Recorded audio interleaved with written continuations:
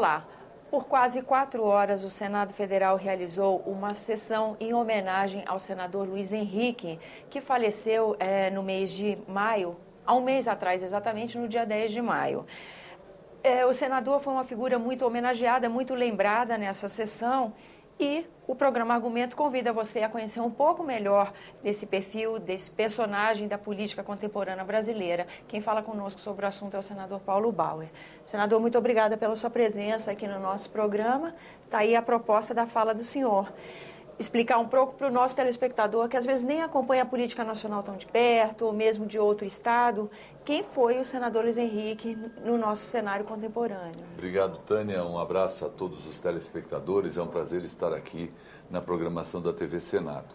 Luiz Henrique foi um político muito trabalhador, um homem que se dedicou integralmente à vida pública. E tudo começou quando ele transferiu-se de Florianópolis, onde se formou em advocacia na Universidade Federal, para Joinville.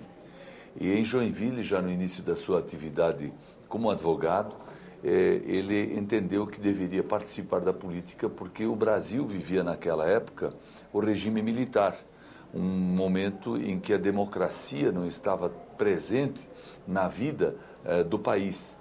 Ele, então, se envolveu em política partidária, se filiando ao MDB, foi candidato a deputado estadual.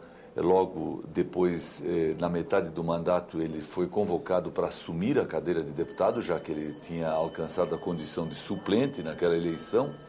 E depois do mandato de deputado, ele começou a buscar sucessivos mandatos de deputado federal, tendo na Câmara dos Deputados se destacado como líder de bancada, como presidente de comissões, como um dos grandes personagens da elaboração da Constituição Federal de 1988. Também teve uma grande vinculação com Ulisses Guimarães, com Tancredo Neves, no processo de construção e de reconstrução da democracia em nosso país. E foi também presidente nacional do PMDB, já quando o MDB havia se transformado em PMDB, e foi também ministro de Ciência e Tecnologia. Ao lado disso, e entre meios, ele também foi eleito prefeito municipal de Joinville. Numa primeira ocasião, cumpriu um mandato e depois foi eleito em 2 mandatos sucessivos. Ele deixou a Câmara para atender ao chamamento da sua cidade, da minha cidade também, porque eu também sou de Joinville. E, como prefeito de Joinville, ele realizou uma grande obra, fazendo com que a cidade experimentasse um período de muito desenvolvimento, não só na área econômica, mas também na área social, também na área da infraestrutura e também na área cultural. Por exemplo, foi na sua gestão como prefeito municipal que ele conquistou, junto ao governo da Rússia e junto à área cultural daquele país, a instalação de uma escola do balé Bolshoi fora da Rússia, única do mundo, e que até hoje funciona, já completando 15 anos de existência, uma escola que forma dançarinos de balé. Numa excelência que o mundo conhece, né? E que são alunos que vêm de todas as regiões do Brasil, por uma avaliação muito técnica, muito específica, são identificados como alunos vocacionados para a dança, vocacionados para o balé. Esses alunos têm custo zero para estudar na escola, é tudo pago e concedido por recursos de benefícios fiscais, de doações e participação do governo do estado e do município. E esses alunos também estudam no ensino regular em escola pública, portanto, é uma escola única neste modelo no Brasil, e era, na verdade, a grande paixão do senador Luiz Henrique, desde o tempo em que ele foi governador e depois também como prefeito, ou melhor, antes como prefeito e depois como governador. Ele foi eleito senador da República depois de completar 8 anos de mandato de governador. Como governador, teve grandes ações muito importantes em nosso estado, que se constituíram na construção de várias unidades culturais em 17 cidades do estado, chamados todos esses equipamentos de centro de eventos, com grandes espaços para a promoção de eventos culturais, para a promoção de eventos comunitários. Fez também em Santa Catarina uma obra muito grande com a descentralização administrativa, levando o governo para mais perto da população. implantou serviços de excelência e de alta complexidade na área da saúde em todas as regiões do Estado, fez uma grande obra na educação, melhorando os níveis de ensino, fazendo grandes obras de construção, reforma e ampliação de escola, e eu pude contribuir com isso porque eu fui o seu secretário de Educação.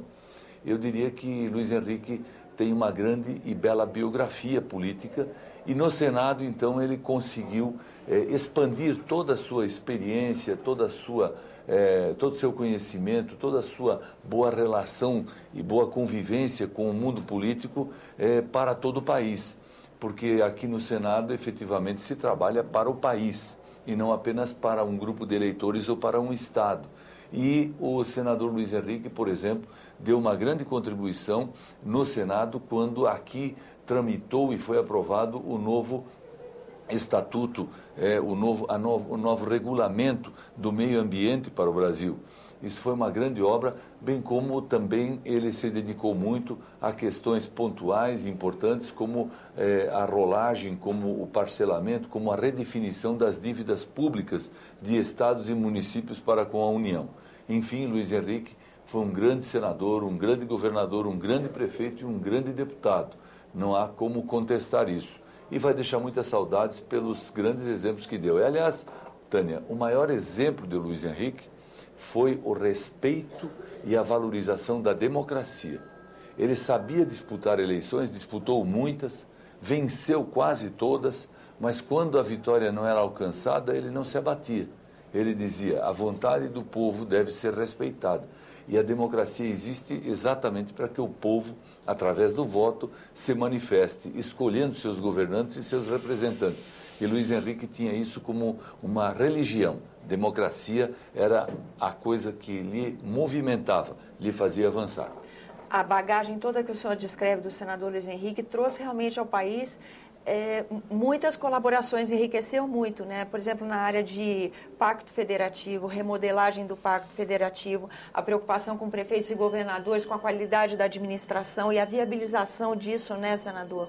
A questão do ICMS, se um pouco daquela guerra fiscal foi resolvida ou se foi resolvida como possível, foi em grande parte viabilizada por ele, não foi? É verdade. Ele, aliás, nos deixou e sua obra, seus planos não foram completados, porque ele defendia com todo o empenho a necessidade de se fazer uma reforma política no Brasil, mudando completamente as regras vigentes, por exemplo, de apresentação de propostas através dos programas de rádio e televisão. Ele defendia que o candidato deveria se apresentar como ele é, sem maquiagem, sem produção, sem efeitos artísticos, porque assim o povo identificaria com mais clareza quais eram as ideias, de que jeito pensava e de que forma prometia trabalhar o candidato. De outro lado, ele era absolutamente contrário à forma como temos hoje de financiamento de campanhas.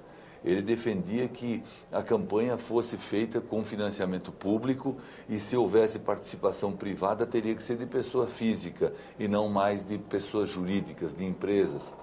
Ele entendia também que o pacto federativo deveria ser completamente revisto, porque o modelo que nós temos hoje no Brasil, ele é prejudicial. O governo federal fica com 70% de todo o dinheiro público do Brasil, os governos estaduais com 20% e os governos municipais com 10%. Eu estou arredondando os números. Só para dar um panorama, né? Mas o telespectador não tem dificuldade de compreender isso. Quem cuida da cidade, quem cuida da vida das pessoas é o prefeito.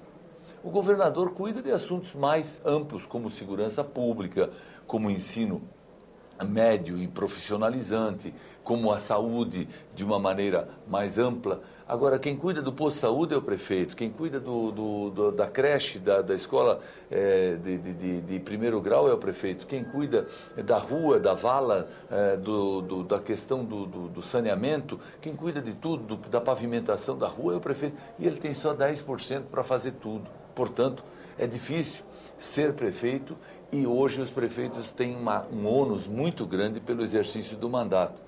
O governador também tem dificuldades porque os recursos são restritos.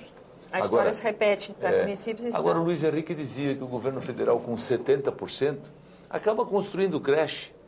O governo federal, com 70% da arrecadação, acaba transferindo recursos para o município comprar ambulância, para comprar trator.